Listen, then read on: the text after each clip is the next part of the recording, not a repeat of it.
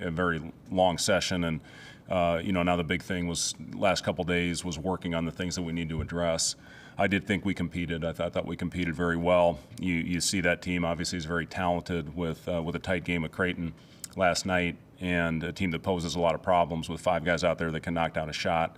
So going into that one, I talked about this after the game. That was a very tough team to prepare for because they're very disciplined.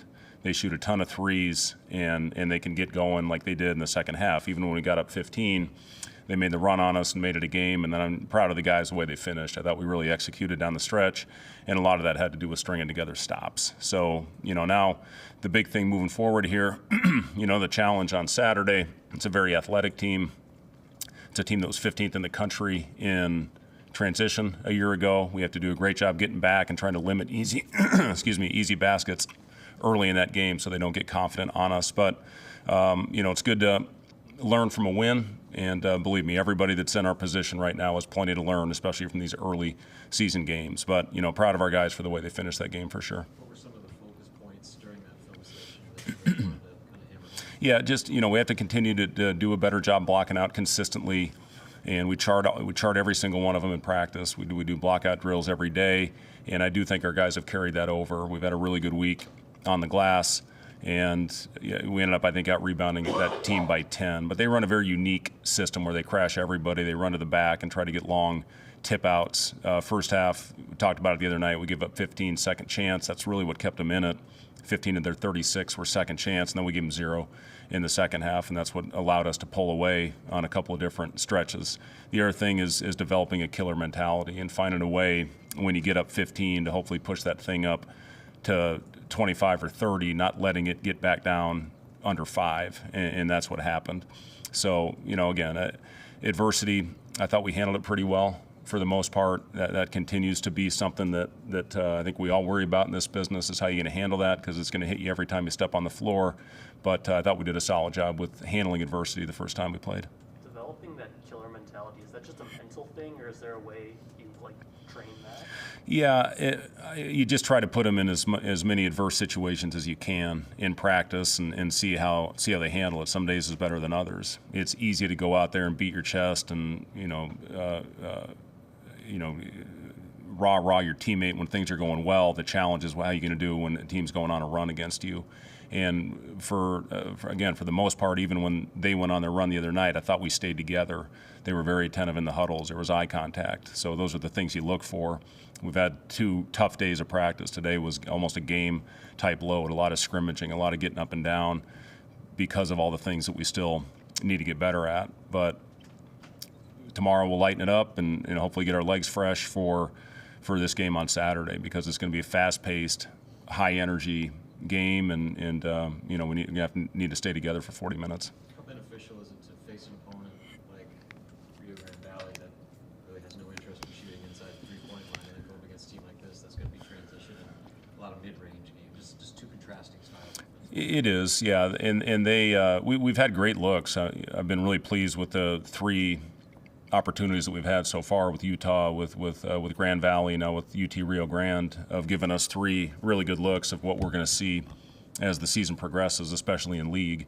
And they do a lot of things that test you with their pressure, with their ability to crash the glass, and obviously their ability to shoot. And then this team they will go quite a bit into the ISO, and they've got guys that are very talented in those mid-range spots.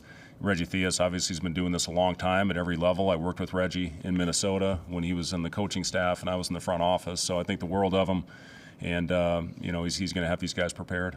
Having looked at the film, what stuck out to you about how you're able to cut down the turnovers in the second half to get 9 in the first 4? Yeah, that's obviously a key for us. Sometimes we get a little sped up out there and over-penetrate, dribble into a crowd, and when we make simple plays, we're pretty darn good, and we keep our spacing.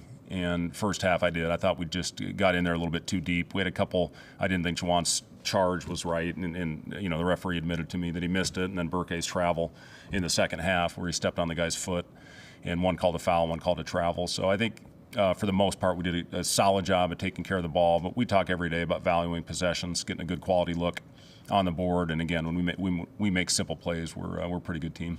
When you guys are looking at things in preparation for a new season like this season, in your scheduling, do you kind of understand what your expectations are in league, and do you kind of schedule teams to kind of give you that type of feel as you progress through the season? Yeah, unfortunately, it's tricky. You have no idea what teams are going to look like when you go through the schedule. When we scheduled UT Rio Grande, they added 12 new players after the game was already scheduled. So you just really don't have any idea in today's landscape with what a roster is going to look like when you actually suit up. The St. Mary's game, we know they're going to be good. They're going to be disciplined. They're going to be tough. They're going to be able to shoot. Creighton, obviously, every year puts you in all kinds of difficult scenarios with their ability to shoot it all over the floor and their playmaking. So those the games in Hawaii are going to be very beneficial for us. We're going to play 3 good teams over there. UT Rio Grande obviously was a heck of a challenge for us. So I like the schedule, but when you're putting it together, it's hard to know exactly what they're going to look like, except for the Creightons and the St. Mary's, the game up at the Pentagon. With the 3-point shooting, I guess what have you seen kind of carrying over about why that's struggled in the tests you've had so far? And I guess, do you maybe look to try to set guys up a little bit more for shots, like intentionally with design plays, like you did with Casey? Yeah, we're always going to take what the defense gives us, and I know I talked about this the other night. Our advantage was in the paint in the game. I think we had 40 in the paint, took 35 free throws, so we were going to continue to go to that until they stopped it, and we got Bryce going with a 3 play. We called for him early. We ran a couple for Connor there late, and then Gavin hit 4 of them in the exhibition, and I thought I had 3 really good looks in the game the other night that I'm confident that he'll knock those down when he's open like he was. So yeah, we'll have our package when guys get it going. But again, our advantage the other night was with our size and getting the ball in the paint and getting fouled. As now you have traditional point guards. So in transitions now, is it kind of you feel that you're running for opportunities and you feel comfortable with them being able to settle things down and get into the stuff that you want them to get into? You feeling that they're becoming an extended arm of you? Yeah, 100%. And you guys saw what Raleigh, I've talked a lot about Raleigh and just how good of a job he does setting up the team. He's a calming influence out there on the floor. I thought Aaron gave us good minutes with his pace out there as well, and understanding when you have something, when you don't. I thought maybe the play of the game for us is when Raleigh brought the ball down the floor and found Connor streaking behind and hit a 3 to take it up to 7, and then we ran 2 plays for Connor the next 2, and he got a layup and he got fouled. So, those are the types of things that you want out of your point guards. And you talk about finding the hot hand and seeking out your shooters, especially in transition like he did. But yeah, you just see Raleigh's ability to back down a smaller guy and, play into the mismatch, and obviously his ability to set guys up. It's what he's done his whole career.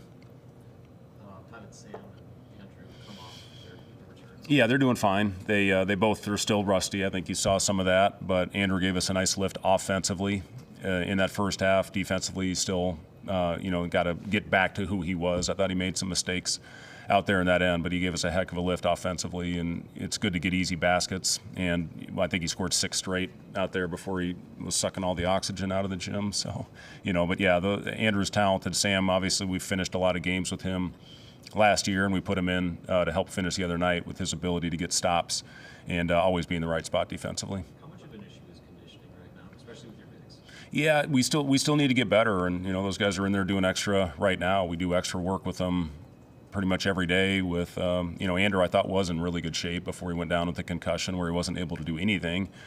And we still need to get more extended time out of Braxton, out of Burke, and that'll come as we play. You can do as much running as you want in behind those closed doors, but it's different when the lights are on. So still have a ways to go with that, but believe me, we're getting extra conditioning in every day. How much does Andrew's skill set expand what you're able to do offensively when you have him? Well, I just think it's a very unique package that we have this year, the guys that we can play at the 5. You have 3 completely different skill sets. Braxton's ability to put heat on the rim, duck in, punch it to him there if he can get deep post position. Andrew's more of a back to the basket and an ISO guy at the elbows. And then Burke's ability to bring the ball down the floor. We had a great back cut just in the flow of the game with Bryce there late in the first half, that he's a guy that can make that play similar to what Rink did for us a year ago. So just 3 completely different dynamics. at that 5 spot, at the trail spot in our offense. And again, it's going to be a different guy every night, and that's what you continue to talk to the guys about. It's not going to be the same guy every time we step on the floor. We played 10 guys double-digit minutes. That's hard to do in a game like that that's tight. So again, if you play 10 one night, be ready to play 25 the next. That's just the way this team is built, and the way I've always done it is by feel and by instinct. And I told them, guys, there's going to be times I make mistakes with who I have in the games, and I'm always the first guy that I look at myself after every game, what I could have done better. But I'm just going to do my best to put the best guys on the floor to help us, give us the best chance to win. And again, guys are going to have to accept it, and we've got a mature group, and I think they'll be good with it. You guys healthy otherwise? Yeah, we're doing pretty well right now. Yep. Anything else, Coach? All right, thanks, guys. Thanks. Thank you. Maybe in a few minutes.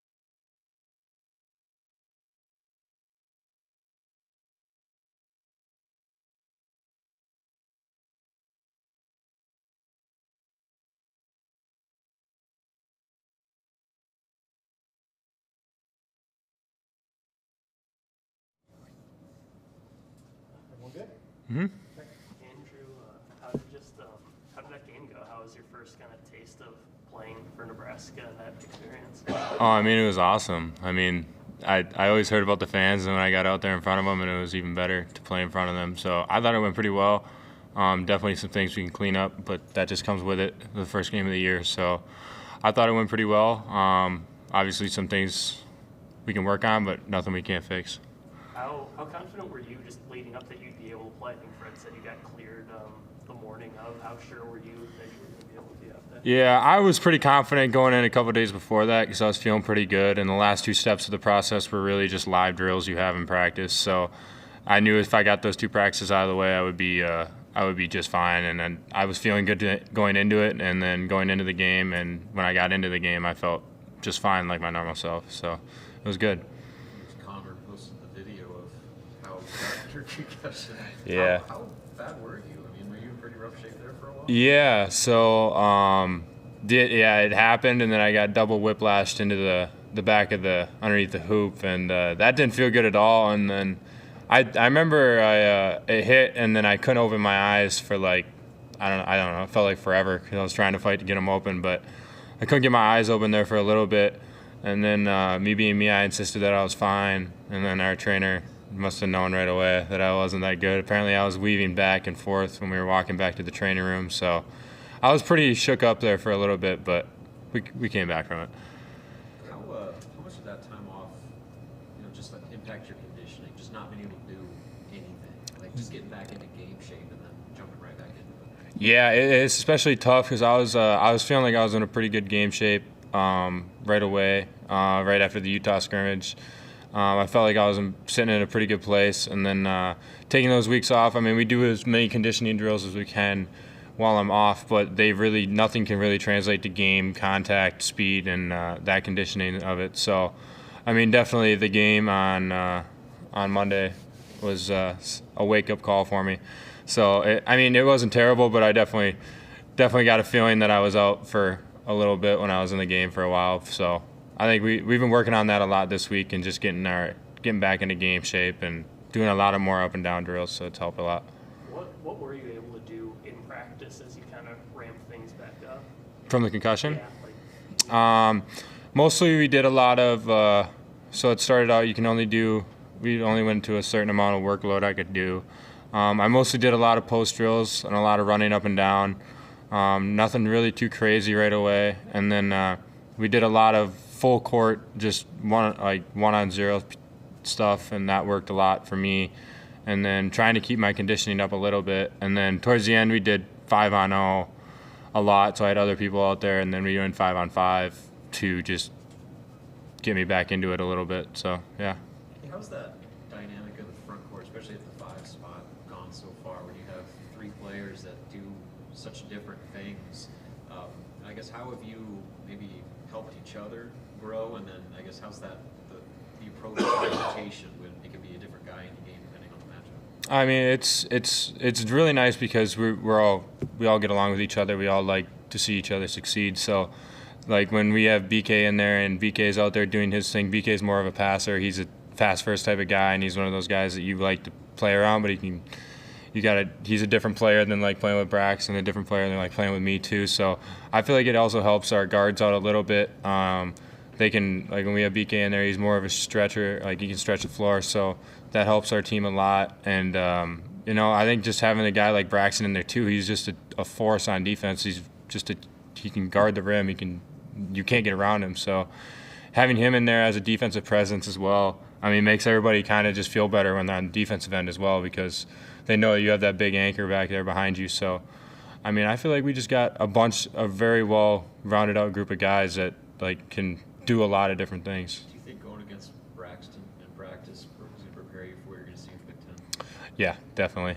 Braxton is one of the biggest players I've ever played against, and I've played college for 3 years. So, yeah, I think he's doing it. It helps so much seeing him in practice and going against how physical he is and how big he is and how much he alters shots. So that's something that's really helped me a lot too.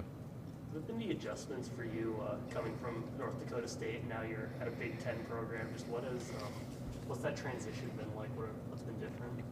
I'd say the main thing is just the speed of the game. The speed's a lot different. The physicality, I think, is about the same, or I've always been used to that type of physicality, but it's definitely the speed and making the reads quicker. You're seeing a lot. I'm used to seeing the length. I'm used to seeing guys with speed, but it's the guys that are with length and speed that are cutting at you at the same time, and they like to bother you with the ball. A lot of ball pressure is something that I've seen a lot of, and guys that are very aggressive finishers at the rim. I didn't usually see that a lot.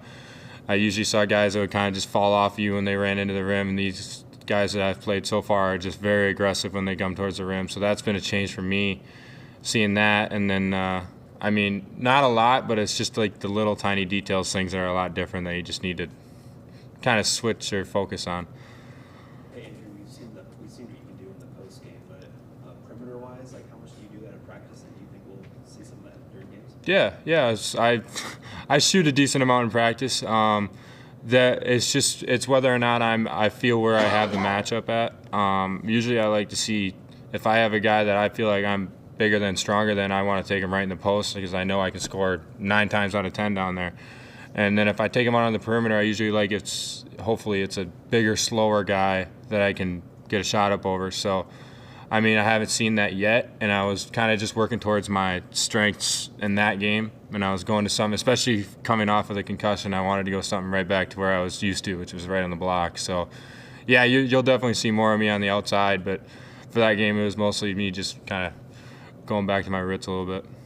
How much did that help early on? You're kind of getting in the flow of things and you're able to just get in, score right away, get going on the post? Yeah, seeing the ball going right away definitely was helpful. It kind of just relieved some of that pressure that was in, even though I didn't really have that much, there was still a little. It relieved it a little bit, and then just kind of let me settle in right away that, like, all right, I'm playing basketball again. You know, this is what I've done for the past 3 years, so it really helped me refocus again. It really helped. How much is the variety of opponents you guys have faced through the preseason and then into the opener, just the different contrasting styles that you've had to especially guard?